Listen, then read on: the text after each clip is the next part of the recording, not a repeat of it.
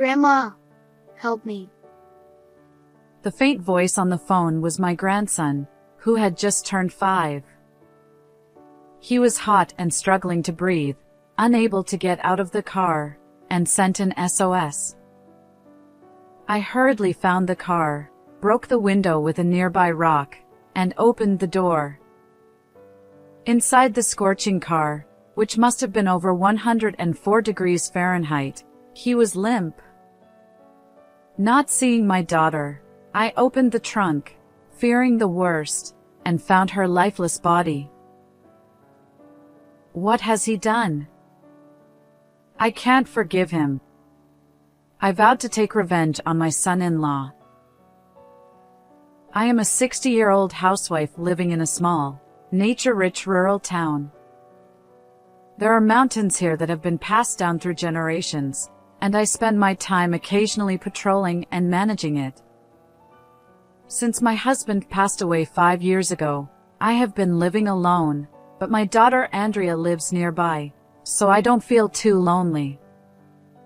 She often brought my grandson Liam, who had just turned 5, to visit, which I enjoyed. Grandma, I want to go for a walk in the mountains today. Liam loves nature, probably influenced by my son-in-law Noah. My daughter used to run around the fields and mountains when she was little, but she became more of an indoor person over time. So, I was surprised when she told me she was marrying Noah, who loves camping. When they got married, Noah was excited to learn that I managed the mountains and asked if he could use it for camping. I agreed, thinking it would be fine for family use. He seemed to enjoy going to the mountains with Andrea and sometimes camping alone. After Liam was born, he often went out alone. One day, I noticed an unfamiliar car frequently entering and leaving the mountain. Feeling uneasy, I drove deeper into the mountain and saw barbecue coals, picnic sheets, and scattered trash.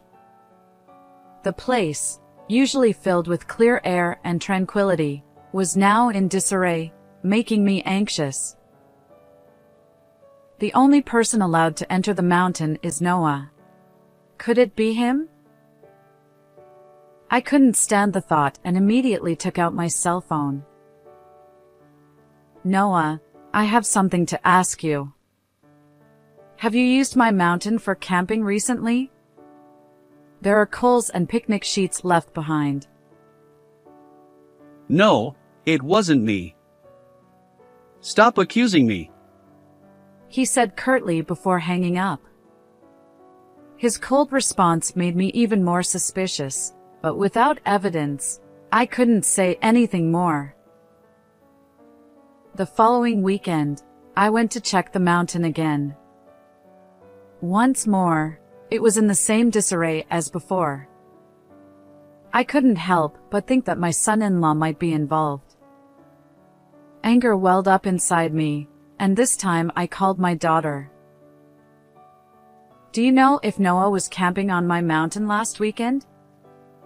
I didn't get any notice. Yes. I think he said he was going. Andrea's response was hesitant, and she didn't sound very energetic. The camping gear and trash were left behind. If he doesn't clean up properly, I can't let him use the place anymore. Can you tell him that? I'm sorry, okay. Is something wrong? You don't sound like yourself. Yes, just a bit. Her unusually heavy tone and different demeanor made me worry even more. You can tell me anything.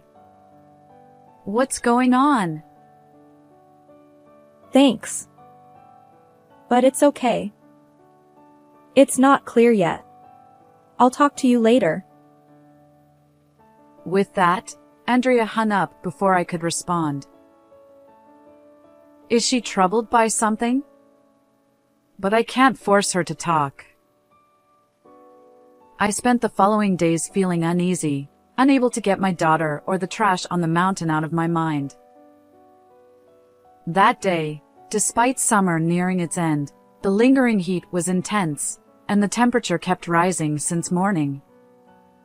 As I was taking a break after returning from shopping, my cell phone rang, and I saw it was from my daughter. Hello? Andrea? Grandma, help me. It's so hot. It wasn't my daughter, but my grandson's faint voice that I heard when I answered the phone. Liam. What's wrong? Where's your mom? His voice was broken and I could hear his heavy breathing. It was clear that something was seriously wrong. Dad said we were going camping. We got in the car. But I fell asleep. And when I woke up, Mom was gone. I can't move. Hearing my grandson's crying voice, my mind went blank. I couldn't imagine what was happening. It's okay. Grandma will come to help you right away. Do you know where you are? I think it's Grandma's mountain. There were several places on the mountain I managed where my son-in-law had camped before. I wasn't sure exactly where, but if he was in the car, he might be suffering from heat stroke. Wait for me, I'm coming right away. After hanging up the phone, I quickly grabbed a cooler from the storage room, filled it with all the ice packs I had in the fridge, and threw in a few sports drinks. Then, I immediately called 911 to explain the situation before jumping into my car. I have to save him. The sound of the engine and my heartbeat echoed in my ears as I gripped the steering wheel tightly, making a strong vow in my heart. As I drove, I was filled with anxiety and worry. Because of that, the familiar mountain path looked different than usual. I'll have to check each potential spot one by one. At the first and second locations, there was no sign of anyone, just the clear air and the rustling of the trees. Feeling the sweat running down my back, I headed to the third open area. At that moment, I spotted a car in the distance.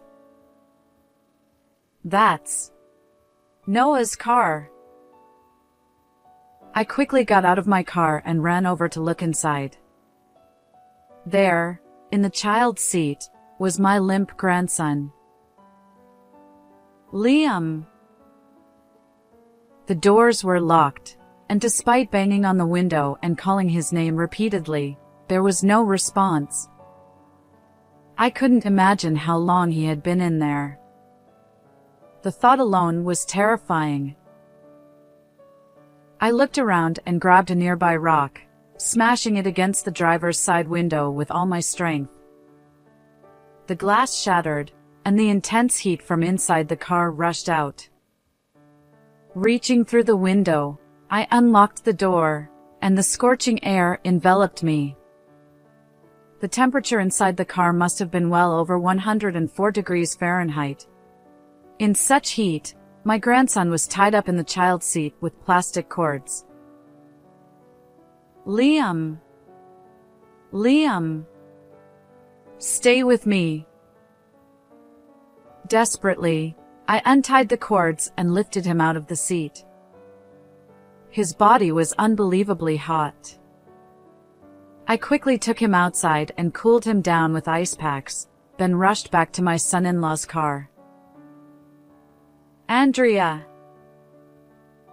I looked around but saw no one.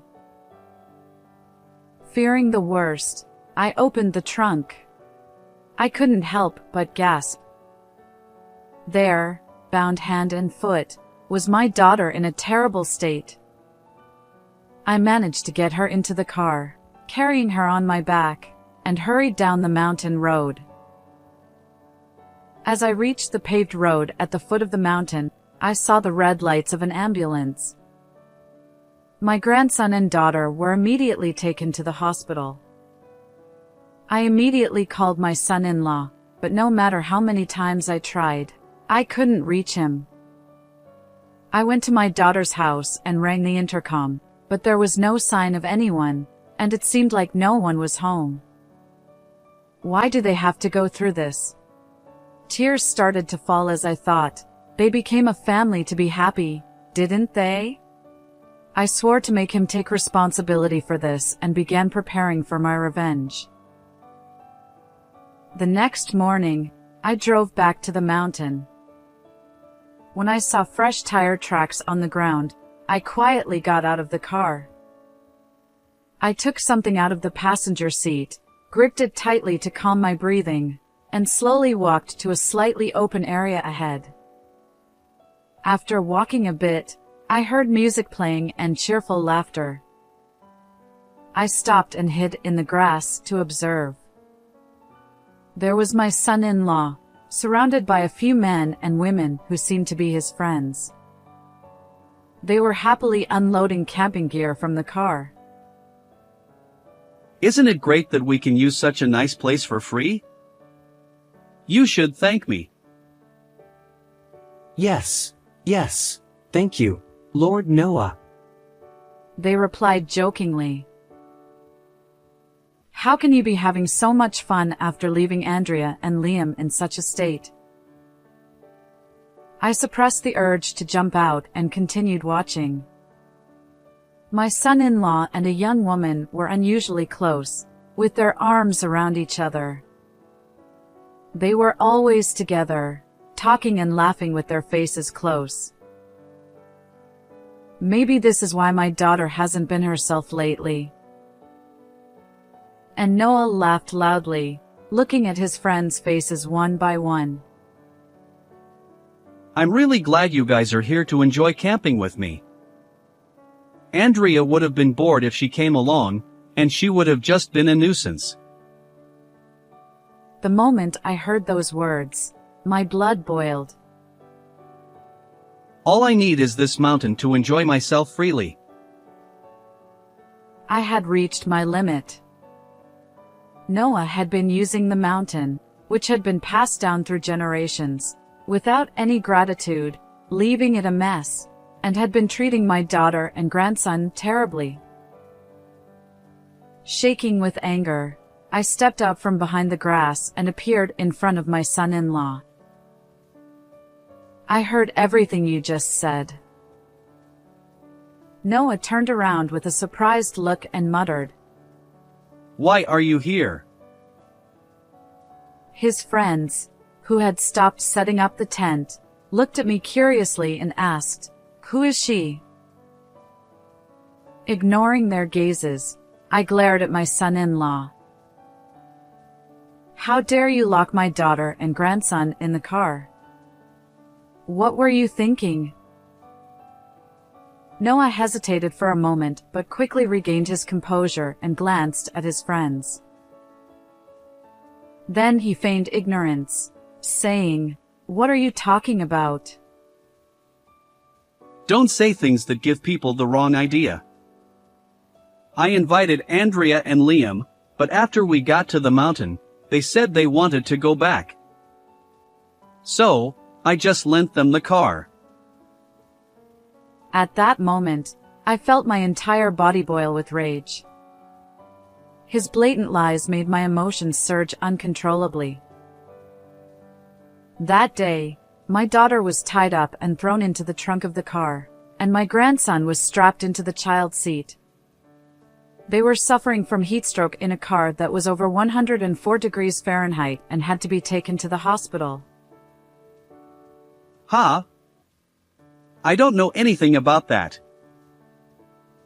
He immediately retorted, but his friends started to murmur after hearing my words. They are both hospitalized now, but fortunately, their lives are not in danger. When I told him that Andrea and Liam were safe, his face twisted. It is an undeniable fact that my daughter and grandson were in real danger that day, and if they had been found any later, who knows what could have happened. Noah. I heard you are having an affair, aren't you? I glanced at the woman standing next to my son-in-law. According to Andrea, who regained consciousness, Noah had been taking advantage of her inability to go out freely since Liam was born, neglecting childcare, and going camping with his friends almost every week. He also started coming home late on weekdays, claiming he had to work overtime. Suspecting Noah of infidelity, Andrea secretly checked his phone and social media and found out that one of the women in the camping group was his lover. In the midst of this, Noah suddenly suggested, "Let's go camping as a family," which made Andrea suspicious. And then, after drinking the beverage you gave them, both Andrea and Liam started to feel drowsy. What do you have to say about that? I told you. I don't know anything about it. As I pressed him, he started to back away, looking flustered. But Andrea noticed something was wrong and did something about it. What are you talking about? Andrea, realizing something was off, quickly hid her cell phone under the child's seat before losing consciousness. When my grandson woke up, scared and struggling, the cords loosened a bit. As he tried to free himself, he found Andrea's phone under the seat and used it to call me for help. Liam had often played with Andrea's phone, calling me and saying, "I want to talk to Grandma." So, he knew how to use it. She kept nagging me about helping with the kids and accusing me of cheating. She even told me to stop going camping. I couldn't take it anymore. Noah spat out these words with an angry expression. I couldn't forgive him for putting my daughter and grandson through such a terrible ordeal for his selfish reasons. I don't want you on this mountain anymore.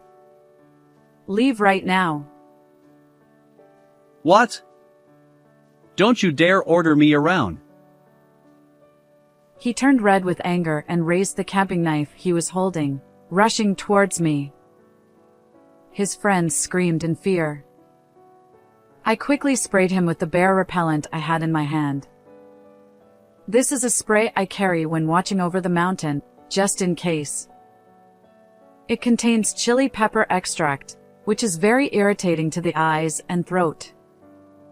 Of course, it's not meant to be used on people, but I felt my life was in danger and had no choice but to use it.